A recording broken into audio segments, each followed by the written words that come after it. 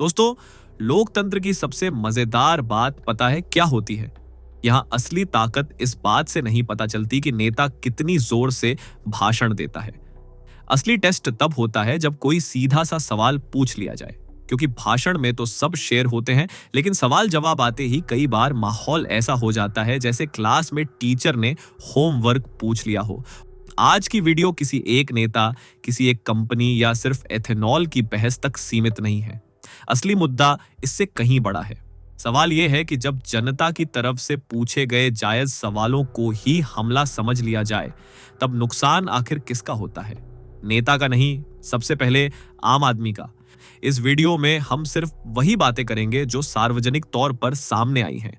कहां सवाल पूछा गया, क्या जवाब मिला, और सबसे जरूरी, कौन सा सवाल आखिर तक सवाल ही बना रहा। फैसला आपका होगा। मैं सिर्फ पूरी तस्वीर आपके सामने रखूंगा। अब शुरुआत करते हैं एक ऐसे उदाहरण से जिसका एथेनॉल या नितिन गडकरी से सीधा संबंध नहीं है। सितंबर 2025 में रक्षा मंत्री राजनाथ सिंह मोरक्को के दौरे पर थे। वहां उनसे एक सवाल पूछा गया, पाकिस्तान अधिकृत कश्मीर यानी पीओके भारत का हिस्सा कब बनेगा? सवाल इसलिए भी अहम था क्योंकि चुनावों के दौरान बीजेपी के कई नेताओं ने बार बार कहा था कि पीओके एक दिन भारत का हिस्सा बनेगा। इस सवाल के जवाब में उन्होंने कोई सैन्य रणनीति या सरकारी रोडमैप नहीं बताया। उन्होंने कहा कि भारत को पाकिस्तान पर हमला करने की जरूरत नहीं पड़ेगी, क्योंकि एक दिन पीओके खुद ही भारत में शामिल होना चाहेगा। तो आप चिंता मत करो, भारत की ताकत बढ़ रही है। भारत की प्रतिष्ठा अंतर्राष्ट्रीय जगत में जिस तरीके से बढ़ रही है, भारत की अर्थव्यवस्था जितनी तेजी से आगे बढ़ रही है, अब पीओके के हमारे भाई बहन स्वयं ही मांग करेंगे कि हम भारत के साथ रहना चाहते हैं। लेकिन यहां ध्यान देने वाली बात कुछ और है। जनता अक्सर जानना चाहती है कि सरकार की योजना क्या है, आगे की रणनीति क्या है। लेकिन कई बार जवाब विस्तार से नहीं आता, बल्कि एक लाइन में पूरा मामला समेट दिया जाता है। ऐसा पहली बार भी नहीं हुआ। गलवान झड़प के बाद भी जब भारत की सीमा और जमीन को लेकर लगातार सवाल उठे, तब बार बार यही कहा गया कि भारत की 1 इंच जमीन भी नहीं गई। लेकिन इसके बाद भी सवाल खत्म नहीं हुए। लोग लगातार और स्पष्ट जानकारी चाहते रहे। यहीं से एक पैटर्न नजर आने लगता है। मुश्किल सवाल आते हैं, जवाब आता है, लेकिन कई बार उस जवाब से नया सवाल पैदा हो जाता है और फिर चर्चा असली मुद्दे से हटकर जवाब पर पहुंच जाती है। अब आते हैं उस इंटरव्यू पर जिसकी चर्चा पिछले कुछ दिनों से हर तरफ हो रही है। इंटरव्यू की शुरुआत बिल्कुल सामान्य थी, न कोई आरोप, न कोई बहस। एबीपी न्यूज की वरिष्ठ पत्रकार मेघा प्रसाद ने नितिन गडकरी से एक सीधा सवाल पूछा। उन्होंने याद दिलाया कि हाल ही में गडकरी ने खुद माना था कि E20 ब्लेंडेड पेट्रोल कुछ परिस्थितियों में गाड़ी की माइलेज कम कर सकता है। फिर सवाल था, अगर ऐसा है तो जब लोग पहले से यही शिकायत कर रहे थे, तब इसे खुलकर स्वीकार क्यों नहीं किया गया? अब यहां उम्मीद थी कि जवाब भी उतना ही सीधा होगा, लेकिन बातचीत अचानक टेक्निकल मोड में चली गई। Calorific value, flex fuel engine, electric battery, braking system, मतलब ऐसा लगा जैसे आपने मोबाइल का चार्जर मांगा हो और सामने वाला पूरी इलेक्ट्रिसिटी की हिस्ट्री पढ़ाने बैठ जाए। जानकारी गलत नहीं थी, लेकिन सवाल कुछ और था। मेघा प्रसाद ने फिर बातचीत को वापस उसी मुद्दे पर लाने की कोशिश की। उन्होंने दोबारा पूछा, क्या ये 20 पेट्रोल से माइलेज कम होती है? लेकिन जवाब फिर लंबी तकनीकी व्याख्या के बीच ही घूमता रहा। यही पत्रकारिता का सबसे मुश्किल हिस्सा होता है, क्योंकि कई बार सवाल पूछना आसान होता है, लेकिन उसी सवाल का सीधा जवाब निकलवाना वो असली परीक्षा होती है। इसके बाद मेघा ने तरीका बदला। उन्होंने कोई रिसर्च पेपर या डेटा नहीं उठाया। उन्होंने खुद को एक आम कार मालिक की तरह रखा। उन्होंने बताया कि उनकी होंडा सिटी, जो पहले शहर में लगभग 10 से 11 किलोमीटर प्रति लीटर माइलेज देती थी, अब करीब 7 किलोमीटर प्रति लीटर तक आ गई है। अब सवाल और भी सीधा था, अगर ईंधन इसकी वजह है तो आम आदमी करे क्या? देखिए, यही वो सवाल है जिससे करोड़ों लोग जुड़ पाते हैं, क्योंकि हर किसी के पास लैब नहीं होती, लेकिन पेट्रोल पंप की रसीद जरूर होती है। और जब हर हफ्ते टैंक फुल कराने के बाद जेब हल्की महसूस होने लगे, तब इंसान खुद ही माइलेज का एक्सपर्ट बन जाता है, बिना किसी इंजीनियरिंग डिग्री के। इस मुद्दे पर ऑटोमोबाइल एक्सपर्ट्स भी एक बात बताते हैं। उनका कहना है कि एथेनॉल का उत्पादन भले सस्ता हो, लेकिन उसकी ऊर्जा घनत्व यानी एनर्जी डेंसिटी सामान्य पेट्रोल की तुलना में लगभग 1/3 कम होती है। इसी वजह से ईंधन दक्षता यानी फ्यूल एफिशिएंसी पर असर पड़ सकता है। गडकरी ने बार बार यही सलाह दी कि गाड़ी को अधिकृत सर्विस सेंटर पर ले जाइए, जांच कराइए, रिपोर्ट लाइए, उसके बाद ही निष्कर्ष निकालिए। मेघा ने इस प्रक्रिया पर कोई आपत्ति नहीं जताई। उन्होंने कहा कि जांच कराना ठीक है, लेकिन उनका बड़ा सवाल अभी भी वही था। अगर सिर्फ 1-2 नहीं बल्कि हजारों लोग इसी तरह की शिकायत कर रहे हैं, तो क्या इस चिंता को सार्वजनिक रूप से और स्पष्ट तरीके से स्वीकार नहीं किया जाना चाहिए? यहीं से बातचीत एक कार की माइलेज से आगे निकल गई। अब मुद्दा सिर्फ पेट्रोल नहीं था। सवाल यह था कि जब बड़ी संख्या में नागरिक एक जैसी बात कह रहे हो, तो क्या सरकार की तरफ से उस पर और पारदर्शी संवाद होना चाहिए? इंटरव्यू का सबसे ज्यादा चर्चा में आया हिस्सा अब शुरू होता है। मेघा प्रसाद ने बातचीत के दौरान स्वान एग्रो का जिक्र किया। ये वही कंपनी है जिसे नितिन गडकरी के बेटे से जोड़ा जाता है। उन्होंने आपके बेटे की जो कंपनी है सियान एग्रो, उसकी नेट प्रॉफिट निकाल दी है कि 5 करोड़ के आसपास की नेट प्रॉफिट से लेकर 225 करोड़ तक इनकी नेट प्रॉफिट पिछले 5 सालों में 4500% ऊपर बढ़ गई है। ये भी वो कह रहे हैं कि आपकी कंपनी की रेवेन्यू 17 करोड़ से 510 करोड़ एक साल में बढ़ गई है। इसीलिए ध्यान दीजिए, यहां सवाल किसी अदालत का फैसला नहीं था और न ही किसी निष्कर्ष की घोषणा। सवाल सिर्फ इतना था कि जब ऐसी चर्चाएं पहले से सार्वजनिक हैं, तो उनका जवाब क्या है? नितिन गडकरी ने तुरंत जवाब दिया कि जो आंकड़े बताए जा रहे हैं वे सही नहीं हैं।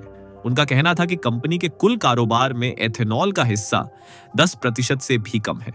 यानी उनके अनुसार जो तस्वीर पेश की जा रही थी वह पूरी तस्वीर नहीं थी। यहीं तक बात रहती तो इसे सामान्य बहस माना जा सकता था, लेकिन बातचीत ने एक अलग मोड़ ले लिया। अगर कोई बात झूठ बोलने से डिफेमेशन केस होती है। हाँ, आपने जो पढ़ा इसके ऊपर मैं आपके ऊपर डिफेमेशन केस भी कर सकता। कर सकते हैं। पहली बात, आप झूठ बोल रही हैं। अब यहाँ एक बात बिल्कुल साफ होनी चाहिए, किसी भी सार्वजनिक व्यक्ति को अपनी प्रतिष्ठा की रक्षा करने का पूरा अधिकार है। अगर उसे लगता है कि उसके बारे में गलत जानकारी फैलाई जा रही है, तो कानून का सहारा लेना उसका अधिकार है। लेकिन इसी के साथ एक बड़ा सवाल भी खड़ा होता है। जब कोई पत्रकार वही सवाल पूछ रहा हो जिसकी चर्चा पहले से सार्वजनिक मंचों पर हो रही है, तब सबसे प्रभावी जवाब क्या होगा? कानूनी चेतावनी या पूरी पारदर्शिता के साथ तथ्य सामने रखना?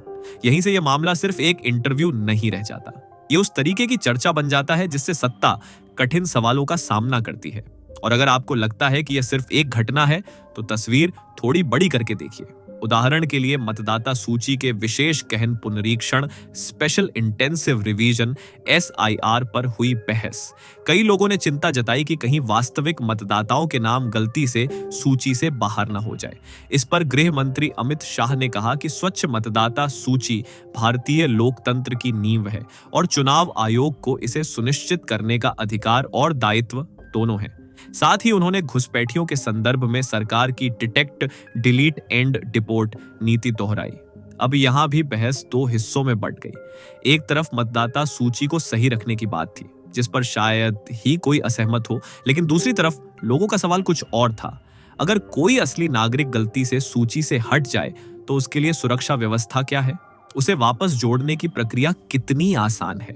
यानी चर्चा का केंद्र बदल गया। मूल सवाल प्रक्रिया और सुरक्षा उपायों का था, जबकि जवाब राष्ट्रीय सुरक्षा और मतदाता सूची की शुद्धता पर ज्यादा केंद्रित रहा। पिछले कुछ वर्षों में कई बड़े रेल हादसे हुए। हर हादसे के बाद रेलवे मंत्री अश्विनी वैष्णव ने कहा कि लंबे समय के हिसाब से रेलवे सुरक्षा में सुधार हुआ है। पहले की तुलना में दुर्घटनाएं कम हुई हैं और भर्ती की प्रक्रिया लगातार चल रही है। संसद में उन्होंने यह भी कहा कि लोको पायलट्स के लंबे काम के घंटे दुर्घटनाओं की मुख्य वजह नहीं है। अब फिर वही बात, यहां मुद्दा यह नहीं है कि यह बयान सही थे या गलत। असली सवाल कुछ और था। लोग जानना चाहते थे कि हादसा हुआ कैसे, जिम्मेदारी किसकी थी, आगे ऐसा दोबारा ना हो उसके लिए क्या बदला गया। क्योंकि जब किसी परिवार का सदस्य ट्रेन दुर्घटना में प्रभावित होता है, तब उसे पिछले 10 साल का ग्राफ नहीं चाहिए। उसे यह जानना होता है कि अगली ट्रेन सुरक्षित होगी या नहीं। यही पैटर्न बार बार दिखाई देता है। मंत्रालय बदल जाता है, विषय बदल जाता है, लेकिन कई बार मूल सवाल धीरे धीरे पीछे छूट जाता है और उसकी जगह एक बड़ी कहानी आ जाती है। और यहीं पर पत्रकारिता की भूमिका सबसे ज्यादा महत्वपूर्ण हो जाती है।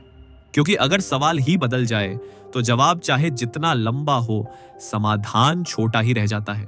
अब 1 मिनट के लिए नितिन गडकरी, रेलवे, एथेनॉल सबको भूल जाइए, सिर्फ अपने बारे में सोचिए।